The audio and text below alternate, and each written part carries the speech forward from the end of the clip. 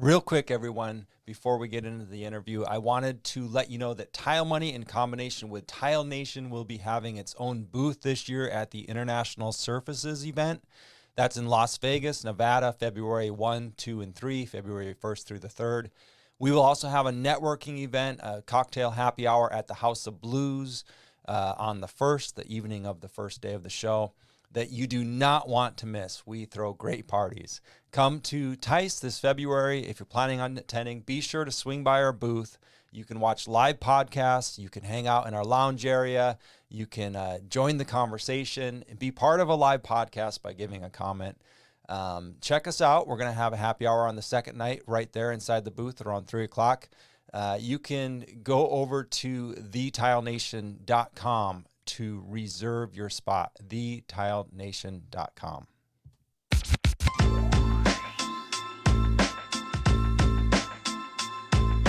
Hello, Tile friends, and welcome back to another episode of the Tile Money Podcast.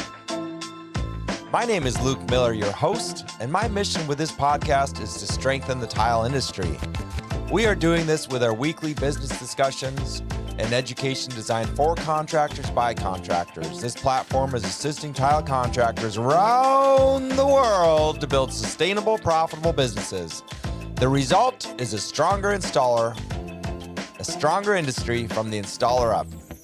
Today we've got another great discussion lined up for you. I caught up with Kathy Case. Kathy is a wealth of knowledge. She's someone who's been in the industry since 1979. She's very knowledgeable in all aspects, and she shares her knowledge freely. I'm confident that you will enjoy today's interview. Before we get to it, I do want to thank the sponsors of the show. The NTCA, the National Tile Contractors Association. This can be your most valuable resource as a tile contractor, the oldest and largest association for tile contractors. The NTCA can answer any question you have, whether you're looking for a solution to a complicated problem in the field, or maybe an introduction to a specific expert in a specific field of tile. Whatever the case might be, tune into the NTCA, join the NTCA. The members that I've met are some of the most profitable and professional tile contractors I know. Ladecrete International. Ladecrete is one of the leading innovators in the tile installation materials world. They are who invented thinset. Ladecrete invented thinset, won the World Trade Center contract for providing that lightweight solution to put tile in the World Trade Centers, and we were able to build the world's tallest buildings at the time. A family-run, privately held company with family values that you can feel, whether you're talking to the reps in the field, all the way up to the family members still working in the business. Ladecrete provides everything you need to install tile, from the waterproofing to the grout to the silicone, and it's a one-stop shop. GoBoard. GoBoard is an innovative tile backer board manufactured by Johns Manville. Discover the possibilities with this easy-to-cut and handle waterproof product. It's lightweight yet durable. Carry more boards in one trip. Seal the joints and fastener penetrations using GoBoard Pro Sealant to achieve ANSI A118.1 compliant installations. GoBoard Pro Sealant is now available in 20-ounce sausage packs. Ask your distributor to bring them in. And HappyTileGuy.com. Full disclosure, I am a part owner in HappyTileGuy.com, where you can get a tile contractor business designed with a SEO, search engine optimization professional, my partner, and myself. And that is your online hub. All right, let's get to the interview. So Kathy, again, thanks for taking the time to record this podcast with me. Your brother Bill introduced us and kind of put us together. That's right. That's correct. Yes, it is. And my brother works in tile as well. What's that? My brother works in the tile industry as well. Yeah. And I he's somebody who I've been, I recognize his name from, a long time ago in the John Bridge forums. Yes. And so I've always looked up to him and the advice he's been giving. And so I was trying to get him on the podcast, and he lovingly volunteered his sister. Yeah, he's a master craftsman when it comes to installation. Yeah. I think that he preferred to stay in the field than be on a camera. Yeah. That makes sense. for craftsmen. That makes a lot of sense. That's I get that a lot. But I'm glad you're here because we've been getting to know each other. I've been talking to you for some weeks now since we've kind of been put in touch, and you're somebody with an extensive history in the industry. So why don't you tell the contractors listening to this podcast your beginning history and kind of the 10,000 foot overview of how you got started in the industry back in 79. Is that correct? 1979? That is correct. I started right out of high school working for my dad doing his books. I was preparing to go to college for international finance, and I was working full time for the summers. And the books, even with union reports and having to do it longhand, long before computers, it only took me about 2 weeks out of the month. So I actually picked up a 4-page pamphlet from Dodge McGraw-Hill that taught you how to read drawings. And I pulled out his old takeoffs and tried to duplicate them. This was back in the time when mosaics were pretty prevalent in a lot of bathrooms. The biggest tile was 8x8s. 12x12s didn't come around for a couple years after that. So understanding how to trim out with all of the mosaic trim pieces. We dealt with swimming pools, with gutters, with showers and curbs, and everything that you could imagine getting ceramic tile and stone. We also did terrazzo. So I really learned how to understand the drawings. My dad was amazing at teaching me how to visually, when I looked at the drawings, walk into the rooms and not just look at the floor plans. From there, I did finish my degree in international finance, but my dad really wanted to semi-retire at 55. And so I chose to give up my college training and work in the business with him. Unfortunately, he passed 2 years later before he got to his time that he wanted to retire. Sure. And I went May of running my first project to September running the company. We were a union contractor up in Connecticut. So that's how I got started in the industry. It was kind of induction by fire. Wow. Yeah, that's wild. Just a few months there before you were kind of everything was dumped in your lap. It sounds like kind of a tragic moment there.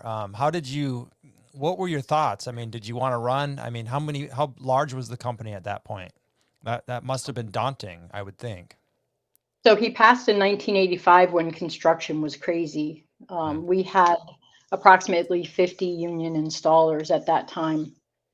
So there was never a thought of running. I was raised to stand up to a challenge, and I felt that that's what I was facing. Yeah. No, you definitely had a challenge there for sure. 50 union installers in 1985.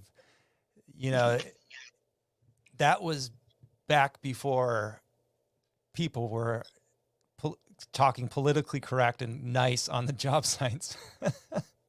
That would be correct. I actually had in 1986, most of the time I expected it.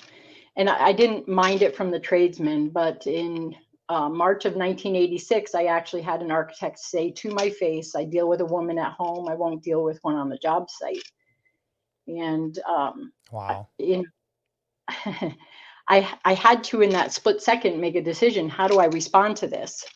Just maybe 5-6 years earlier, I used to beat up my brother's friends. So it wouldn't faze me to do that to him, but obviously professionally that wasn't going to cut it. And I decided to keep my mouth shut and not even acknowledge his existence. I just set my eyes on the owner of the building and didn't say a word. Anytime he tried to engage me in conversation, I wouldn't respond. And after about 5 minutes, the architect said, I think it might be best if I leave. And the owner agreed.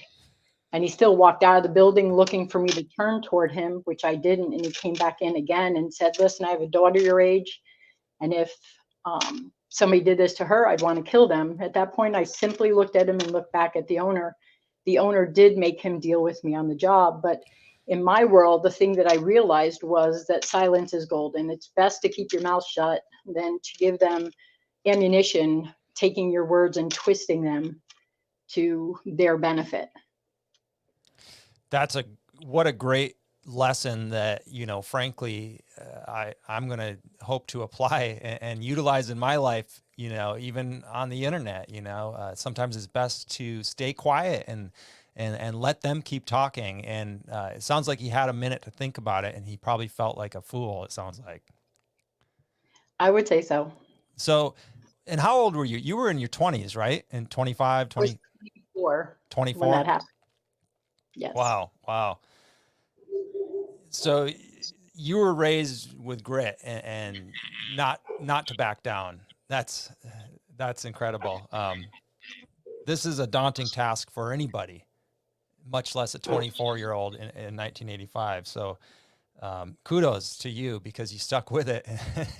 And from there, where did you go? Union work kind of dried up. It went to prevailing wage in the late 80s, early 90s, and I couldn't continue to pay the union scales. So I did end up, through a very difficult decision, closing the business after 63 years, 67 years. And I started working for flooring contractors. That company was strictly ceramic, stone, and terrazzo. I ended up working for companies that did all types of flooring. But I focused on estimating. I didn't focus on sales. And it wasn't until 2001 that I got back into sales again and getting involved with running projects. During that time, I was working in Connecticut, and I was a member of the Construction Specifications Institute. I had the opportunity to meet with spec writers and kind of, just find out why it is that they're constantly bringing specs from one job to the next and not really changing them and being specific for the projects. And they let me know that they were put under stress by owners to turn projects around quickly, and against what they would prefer to have happened, they were told, if you don't do it, we'll find someone else who will. And so I recognized the need and the importance to really have the strength at the onslaught of looking at a project. Estimators are the first people that really take a deep dive into contract documents. And so I switched my focus in 2009 to running teams of estimators. It gave me an opportunity to protect an entire company for the work that they were doing, but it also gave me the opportunity to work with the general contractors to help the industry, at least as far as the state of Connecticut was concerned, by making sure that we saw and recognized either discrepancies or holes in the spec or not following proper standards. And that's where my focus has been basically since 2009. 3 years ago, I started Takeoff, which is a contract estimating service. The intention was that during the time that I had run teams of estimators, there were times when we'd be short on resources, whether it was because somebody quit, somebody got fired, sick, vacation. And so I started the company with the intention of being that emergency resource when somebody's overwhelmed. And in a matter of 3 months' time, we started getting asked for actual contracts for full-time estimators. Wow. Why do you think that need was there? I mean, sounds like, I mean, you brought something to the market that was wanted and needed, it sounds like, urgently. So one of the problems with the position of estimating is that most companies see that as a starting point, and they don't really recognize the importance of that position and developing the career opportunities in that position. So there's a lot of turnover, whether it's people getting stressed out, not seeing the opportunity for a career, or getting promoted into another position. And that constant turnover creates costs involved with it. And that's a big part of why I'm seeing it. And now people are recognizing it's a whole lot easier to just send a request to a company like ours and know that it's going to get taken care of, that we're going to have the necessary estimators to get it done. Mm-hmm. That makes a lot of sense. So who you have, is it takeoffco.com? Is that what it is? Takeoffco.com? Correct. That's our website. And what is, who are your clients that are approaching you and hiring you? What, I mean, like, what does their business look like? I mean, they're commercial clients, correct? They're commercial They contractors. are commercial contractors, and we have everybody from, the single man show that has decided to open up his own shop to well-established companies that are doing $200 to $300 million in flooring per year, Yeah. and everybody in between. So this would be a great, when I found out about this not too long ago, Kathy, this would be a perfect solution for the smaller residential contractor who wants to get into commercial contracting, but doesn't know the ins and outs like you do, obviously, of estimating these jobs, looking at them. And it's also a solution. I'm not trying to say that's the only solution. I'm just, wanting my audience to know, because there's a lot of small contractors and I talk to them. How do I get into commercial? This sounds like a solution for them, correct? Certainly, we've got 5 clients that started that first of all, didn't want to commit the resources to have a full-time estimator. Mm-hmm. So it's a nice way to control your costs. Plus, they weren't really set up in a way to be able to oversee those estimators. They really don't understand the software, or they don't necessarily understand the documents. When you hire an estimator, you still have to oversee them, and you have to be able to know how to read through specs and so forth. So by hiring someone like us, we're able to help them through that process, and they don't have to worry about the training. So yeah. That makes a lot of sense. So, and of course, larger contractors are obviously, hiring you as well. It makes a lot of sense to embrace, some of this modern technology and include it in your business to lower, like you're saying, a lot of people are coming to you to lower their overhead and speed up the process of being able to bid on jobs that perhaps would take them years and years of experience to understand. Is that correct? That is correct. We also have the resources to be able to turn projects around rather quickly on an emergency basis.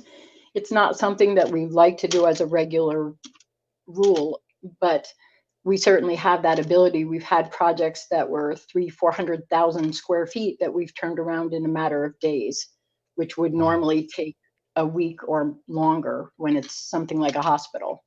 Mm-hmm. So having the resources for multiple estimators to split off the projects and work together on them makes it possible for us to help them out of a sticky situation sometimes.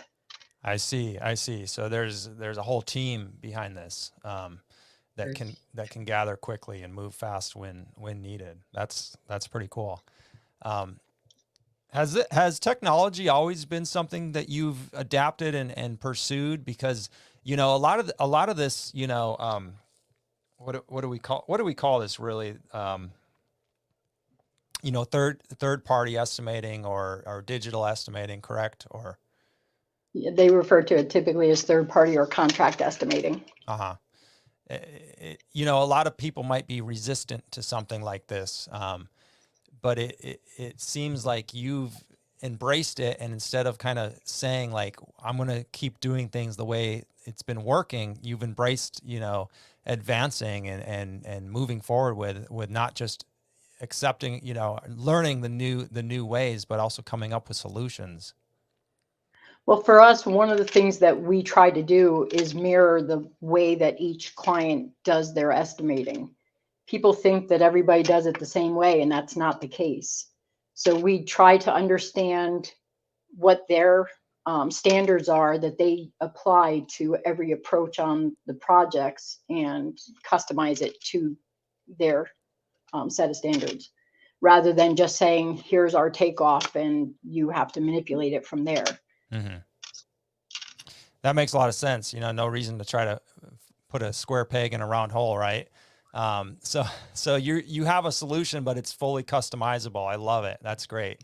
Do you have tools? Say a contractor was like, it sounds good, but I just don't even know where to begin. Are you assisting? Do you have tools or resources to point to, like, let's say a residential contractor wants to get into commercial world. Would you actually give them tools or resources to help them, point them in the right direction, so to speak, to where they even can get their foot in the door on having a chance to estimate or bid on a large commercial project? We certainly have recommendations on software that's available. We work with 4 different software companies for estimating, and we can talk to them about the differences between them.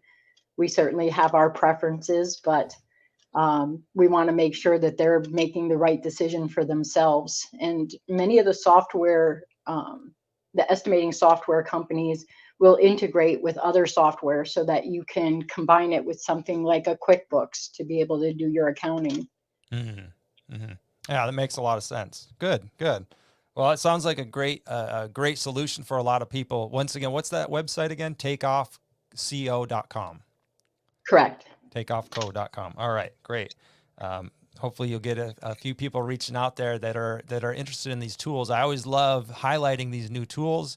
As I mentioned, I'm trying to embrace new technology myself, and it's not always, things are happening quick, in the contracting and business world. And if we don't embrace it, we're going to, kind of be left behind a little bit.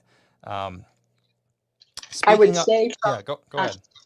Contract estimating side, I would just say to the people listening that you want to make sure when you're talking to a company that does it, because it is a growing industry right now, that they really, especially since most of your crowd is ceramic tile, not everybody can do ceramic tile. Mm-hmm.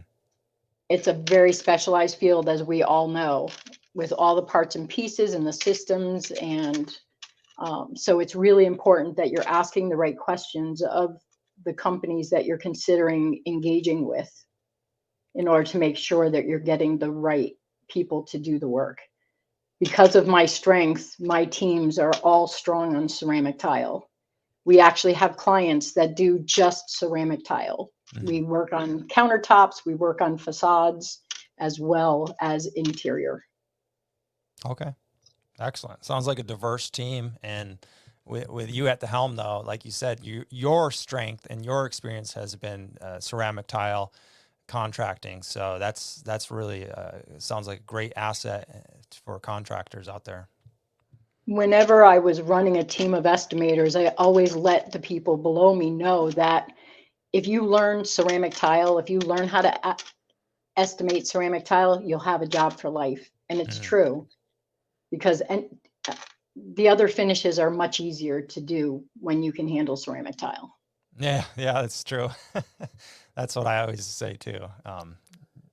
What speaking of the embracing kind of newer thinking and skills, one thing I find a lot of in the contractor community is a resistance to sharing knowledge and sharing tips and tricks. And you seem to be the opposite. I've read, articles you've written. I've read, blog posts and seen you do video, you do interviews like this one, and you want to share your knowledge and your experience. Why do you embrace the sharing community? That's kind of what this podcast is. It's we put it all out there. The best content is free of Tile Money, and it's out there for everybody. There's no secrets, in other words, and we believe that that's going to advance the trade, faster than hiding the knowledge. Is that something that you've embraced for a long time, or was that something newer to you also? No, that's a lifelong type thing. I was fortunate when my dad did pass away. I had many people step up for me and mentor me and teach me a lot about the industry. And as I learned, I turned around and taught other people. I feel that it's important to share that knowledge. I would prefer to train all of my competition than to deal with people that don't know what they're doing, because it only hurts the industry. Yeah. That's an incredible statement. You would prefer to train your competition. That would scare a lot of people, that mindset, I think, but the reality is you're exactly right. I mean, if we have all these competitors out there, in Tile Money, I focus on the business. So if we have all these competitors out there underbidding and not knowing their numbers and not knowing how to establish a real business, this is, in my opinion, the number one thing that has hurt the business end and really everything, because we see a lot of contractors just living check to check, because their numbers have to be low if they want to be competitive. And most contractors, builders and architects, they're going to shop around. And if you arrive at your numbers and they're 2 times the going rate of, 3 or 4 of your competitors who are putting out similar work, it makes it tough. It makes it tough to do things legitimately. It makes it tough to run a proper business. The same can be said of training, in the trade. If all the competitors don't get training and don't get the education, and we see this on YouTube, we see this on social media, people who might have a very large following, especially in the DIY world, they might have a very large following and they know how to speak, they know how to make videos, but they're putting out wrong information and leading people astray. And this is a problem. But at the end of the day, if that was a long way to saying, if you have some knowledge, share it. And if it's accurate, and you can contribute to the community, you're going to build up the community and strengthen the community as a whole. I have a client currently. When I first started the business almost 3 years ago, I was offering training to my clients' estimators, keeping in mind that some of my clients are big and have in-house estimating and use us as fill-in or gap measures. And the guy shook his head. He said, wait a minute. So you're going to take somebody that I hire and train them and hand them back to me? And he just couldn't understand it. And I said, I'm here to be a resource for the industry. And if you want somebody in-house, I'd rather help you make sure you have the best estimator in-house. And then when you need me, you're still going to remember to call me for whatever is left over. That's great. He had a hard time believing it, but he's seen it because I've done it for him. And he's been amazed because he never had outside training available. And we sped up the process of an estimator being able to start in just a matter of weeks, be able to do an estimate, whereas in the past it would be months or more. Wow. That's incredible. That's very generous of you, Kathy. Well, again, it's a matter, our goal is to be a resource to the industry. And that's just one of the ways that we can do it. It's not that we did the training for free, but just the same. If that's their business model, we want to support their business model. And so they were already established and had a large company, and you're coming into the scene brand new, although you have years and years of experience, but Takeoff was a new company. And you said, forget all that competitive attitude. Let me go in and strengthen their business. And this is good for the industry. Did you see a return on your investment there, Kathy? Have you seen that? Absolutely. They've used our service quite a bit more. So yes.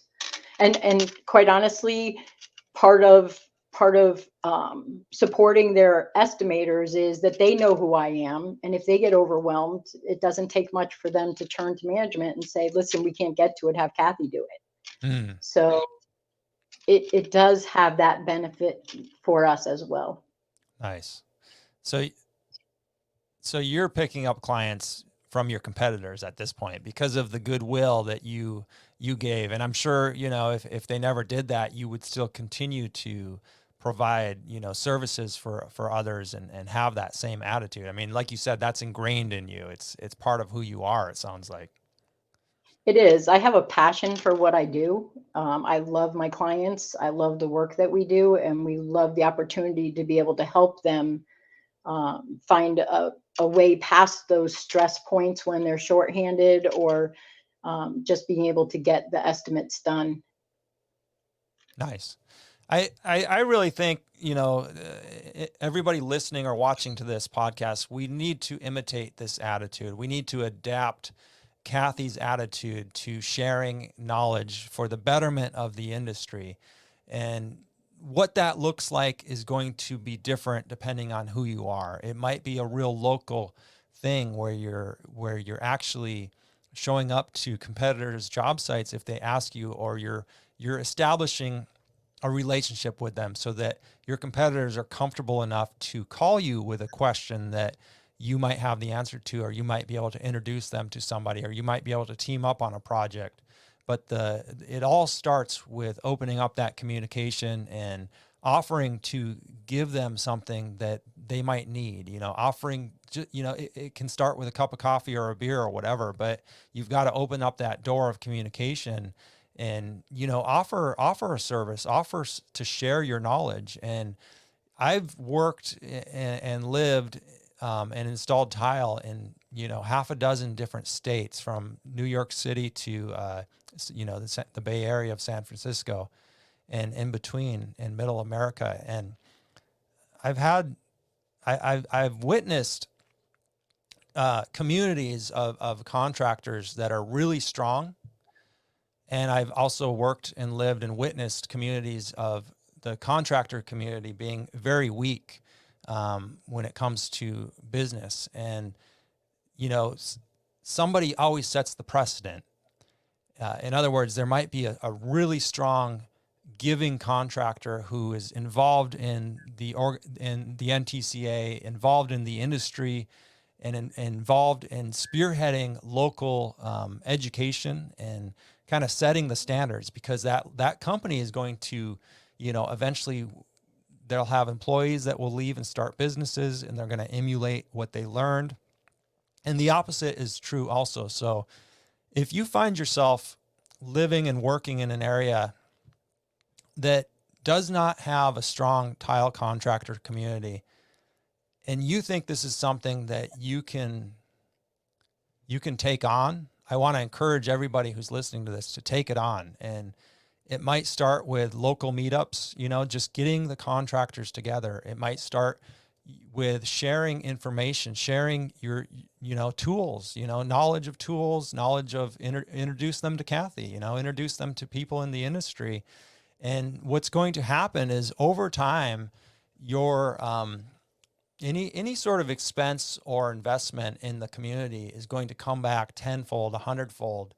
If you're in this for the long haul and you really want to set up a sustainable generational style business, or something that you can sell, or something that you can sit back and just be so proud of, I mean, this is the way to do it, is to share your knowledge, take a lead in that in your local communities. And this is how we take back our industry and strengthen our industry. We have to do it in our individual communities, and we can do it online, of course, and over, and I don't know. Let me ask you this, Kathy, because I'm pretty optimistic these days about the tile industry. When I first got started with Tile Money, and when I was a tile contractor, I got real depressed and discouraged. And I'm not saying I never get discouraged again, but the more I see contractors, and the more I get to know, and the more success stories I hear because of contractors listening to Tile Money, or getting involved in the NTCA, or getting training, and the more I see people doing this, exactly what I just said, they're picking up the slack. They're picking up the task and running with it. The more encouraged I am. How about you and your years, from 1979 to 2021, what is the trend that you see with contractors? Do you see Are you optimistic about the tile industry in the future, or have you seen negative trends, or something that you're concerned of, or? I'm optimistic, and the optimism really stems from the NTCA. They're an amazing organization doing a great job creating that brotherhood or family kind of support within the industry.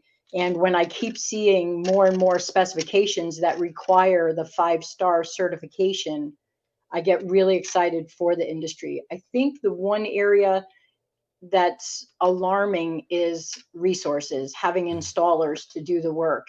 And in the past, it used to be that, even for my company, we had 3 generations working for us at one time. And so you pretty much knew if somebody had a son, they were going to come into the tile business. That doesn't happen anymore.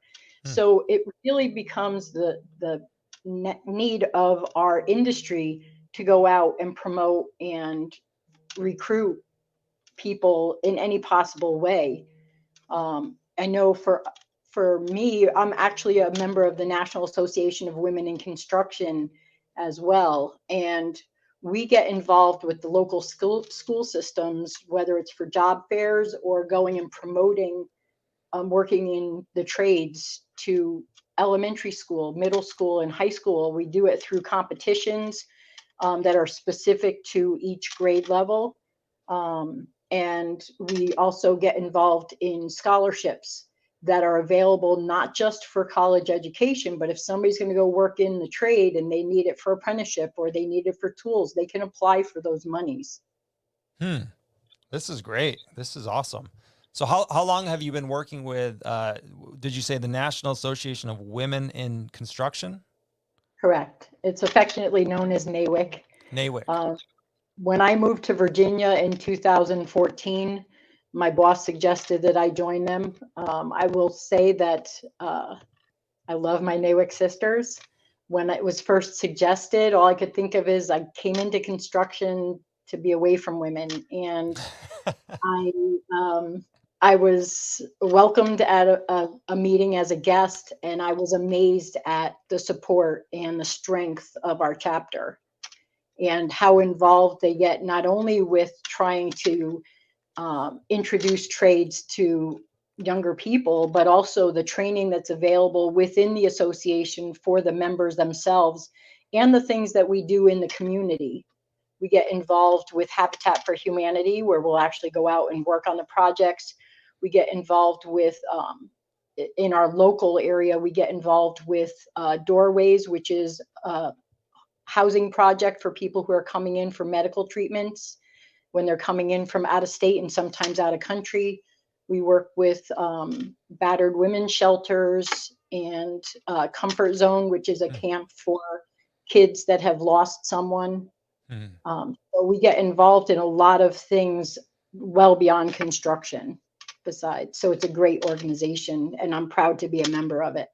Wow. Wow. Yeah. It sounds like a great organization. How, specifically when it comes to the schools, I was curious before I forget, what grades is that?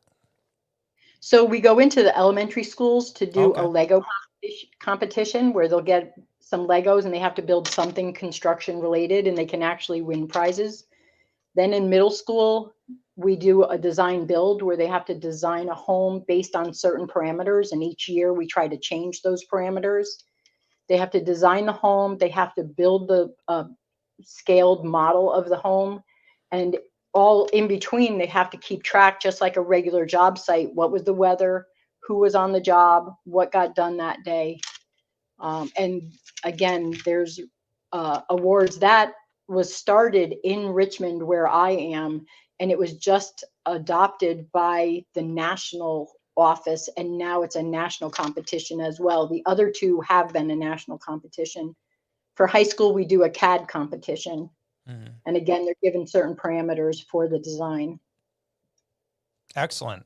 This sounds incredible. And what we're going to do, if you're listening or watching this, we'll put the link for NAWIC in the show notes. If in case anybody wants to get involved, this sounds like something that everybody should be kind of on the radar, right? Because either to get involved or, find, is there male participants, or is this strictly a women's organization?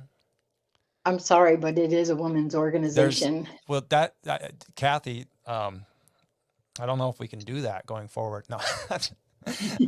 There are men that support NAWIC, Yes, that's but what they're I mean. not in the organization itself. Yes, there's Sure. definitely, we get, even just for our chapter alone, we do a golf tournament every year. We have 250 golfers that come from as far north as Delaware and as far south as the Carolinas Mhm. because of how popular it is. That's one of the ways that we actually create the monies available for all the training.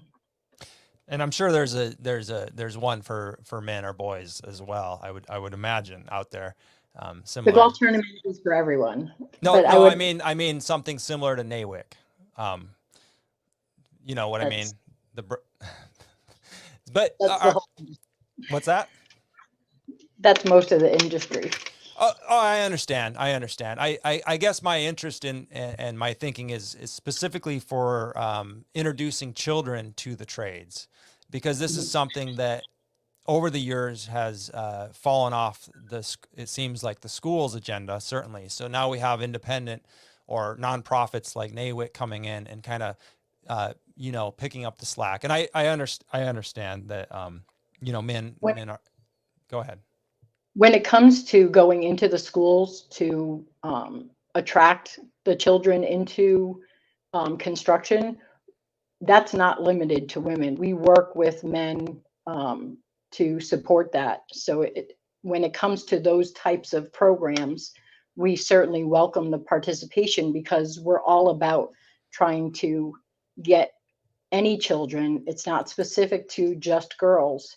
Mm-hmm. And boys will respond better to male figures than they will to women Mm-hmm. when you're in that situation. So I know for us, we would welcome them getting involved, and we do work with the director of career and technical education, which is a gentleman, and several of his team members to support those efforts in this area. Do you have case studies, since you're starting so young, do you have case studies of certain children who really took on to, like, the Lego competition, for instance, and this idea, and then over the years they worked their way up, and now now they have a great career? Do you know of any case studies of that type of thing? I would imagine there's lots of these instances. I would imagine, but I'm not aware of the case studies. Sure, no problem. But I love how you're going in and you have a program to nurture these children, and kind of, if it's something they take to, right, it's an option, it's a viable option for them that they're now aware of. It's something that's needed. So I just love the idea. Anytime I hear about anything like this, I try to dig into it and understand it a little bit better, because I personally, again, I find it not good that we've taken, shop class out of a lot of schools and things of this nature, which, a lot of kids don't even know that there are really good careers in construction. They don't get the exposure to it because most people are hiring someone to come and do the work, not working side by side. I was fortunate enough, when I bought my first house, my dad did the tile work alongside with me. It was before I started installing, because I did actually carry a union card for installing as well. Mm-hmm. Nice. Excellent. So most kids do not have that benefit Right. of being exposed to it. And so, giving them that opportunity to get a taste for it can sometimes spark that interest. Yeah. No, I love it. And that's all it is, is that opportunity and that initial spark. And from there, they might find a lifelong career, a pursuit that they just fall in love with and is a perfect fit. And that's what we want to highlight, for sure. Highlight those stories and highlight those opportunities. So what's next, Kathy? I mean, where do you see Takeoff Co. going, and where do you see the industry going, I guess, is kind of a wide open question for you there. Yes, it is. For takeoff, our intention is to expand into other trades, and the long-term goal is to be able to do estimating for an entire project. Hmm. But the near future is to handle all of Division 9. Currently, we do the ceramic, resilient, epoxy, all the flooring finishes. There's not a flooring finish that we don't cover. But just to finish Division 9, we need to add sheetrock, we need to add ceilings, um, and painting. Sorry, those Hmm. are the three ones that we're looking at for 2022. Okay. Wow. Sounds like you're advancing quickly. I mean, you you have a goal, and it seems like you just go for it, and you pull it all together. I mean, this is incredible. I appreciate your tenacity and aggressive approach to this. Really. I'm fortunate that I have an amazing team behind me, and I really don't even want to say behind me because they're really alongside me. We are truly a team. We don't treat each other as one being more important than the other. Everybody on the team is important. Well, let's talk about teams for a minute. And I know we're approaching on an hour here, Kathy, and I want to be respectful of your time. But when it comes to, building that team, what are the traits or the secrets that you can share with contractors? And maybe you've noticed, certain contractors doing certain things that you just shake your head or say, I wish, especially when it comes to building teams, because that is, a very large complaint in the industry right now. And actually in the world right now is not being able to, first of all, find the help, even just find it and locate it. But how does one build and attract a team in 2021 and 2022 when things are so scarce, the workforce is so scarce, and how do you be that leader that can really bring everybody together and accomplish the task at hand? I want to respect the fact that there's different forms of leadership. So I'll speak to the way that I work compared to some others, because I do believe in a team approach. And so I think it's important, first and foremost, that when you're looking for someone, that you're finding somebody with a good attitude. Bad attitudes can destroy a company as well as a team. They could be a superstar, but it's not going to do any good if they destroy everybody else in the company. Mm-hmm. So having the right attitude and the drive to want to succeed is more important than having a superstar. It's similar in sports then. I mean, we're all in this together, right? You don't want somebody who just wants to be the one who makes all the shots, right? Correct. And the thing is, you have to accept the fact that mistakes will happen, and that they're going to grow and learn from those mistakes. If you're so hard on them that the slightest mistake, they're acting like that Pavlov's dog that's cowering because they're waiting to get beat. Mhm. It's not going to work. I had a situation just recently where one of my key people had made a mistake. It wasn't a major mistake, and it wasn't, in my opinion, his fault. But his previous employer would have chewed him out for days. Mhm. And when you treat people the way that you want to be treated, it goes a long way. Mhm. That makes a lot of sense. With the drive, you know, how do you instill that drive in someone uh, regarding the drive for the company? If you have a great team, a great player, but again, they're not a team player. How do you identify, first of all, if they are going to be a team player, and then how do you instill that drive to, give them goals or recognize that we're moving this company forward together, and that's where the reward, what is the reward? In other words, how do you kind of establish, first of all, that you have the right team players? Well, one would hope that that's happening before they're actually working for you Correct. in the process of hiring itself. But if you've been stuck with, let me rephrase that. If you've adopted a team that already exists, then you need to be looking at where their focus is. If their focus is just about themselves, if you can't change that focus, then perhaps you need to change their responsibilities. That makes sense. That makes a lot of sense. That's a good. As far as driving and motivating people, I believe it starts at the top. And if the top management is doing the right thing and working hard and supporting their people, then people are going to respond in kind. They need to know first and foremost that it's not all getting dumped on them, and that somebody's not just sitting there pulling strings to make everybody else work. They need to know that there's opportunity for advancement. Nobody wants to sit doing the same job for 30 years. So they need to know where those opportunities exist down the road, or they will be looking somewhere else. They need to be getting the training to move to that next position. These are critical to being able to maintain and keep your employees. Excellent. No, thank you for sharing that. I appreciate that. It's to you I can tell it's elementary, right?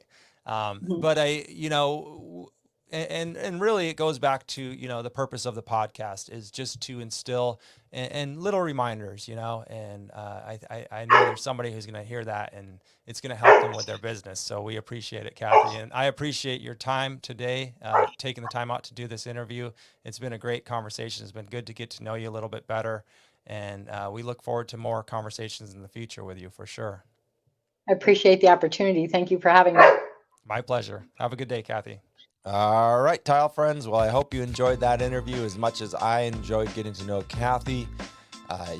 She's obviously a wealth of knowledge and she's eager to help out. So don't be afraid to reach out to her, get to know her and what her new business could do for you. Maybe you can hire her and do some business with her.